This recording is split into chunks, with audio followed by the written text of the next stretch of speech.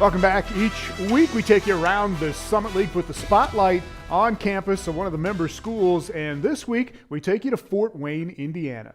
In the last year, IPFW's geology department has benefited greatly from the donation of a scanning electron microscope. The advanced device is used by students and faculty, including Professor of Geology, Dr. Ann Argast.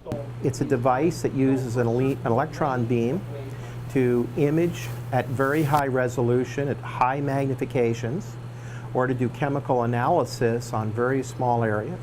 It's a fundamental tool for research, for technology, and we use it here for teaching also, so our students get some insight into the actual modern tools being used in science. As for the science of the machine, Dr. Argast describes it pretty well.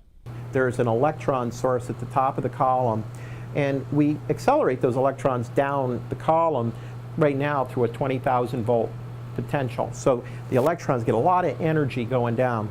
We scan them across the sample, and electrons either come off the sample, and we can turn that into images like I have over here, or we can make X-rays in the sample, and we can detect those, and we use those X-ray spectra for chemical analysis.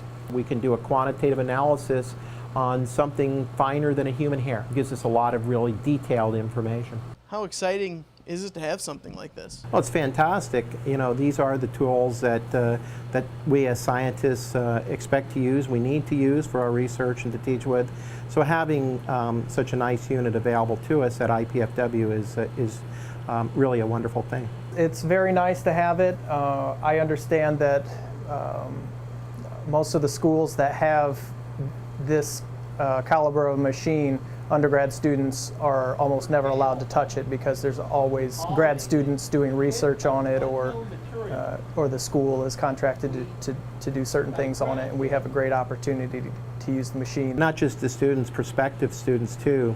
I was giving a tour to a student thinking about coming to IPFW, and I sat the student down. He was a senior, and we had been chatting, and I put him in here and let him sort of play around with the microscope. And you know, at the end, you could see he was excited, and he didn't know that these kinds of things were available to him. And just to note, the swimming and diving championships in the Summit League are coming up this week, next weekend actually, in Oakland, along with the indoor track and field championships in Vermillion. We'll have results of those and coverage on future episodes of Inside the Summit League. Thanks to everybody in Fort Wayne, all of our member schools. We'll see you next week on Inside the Summit League.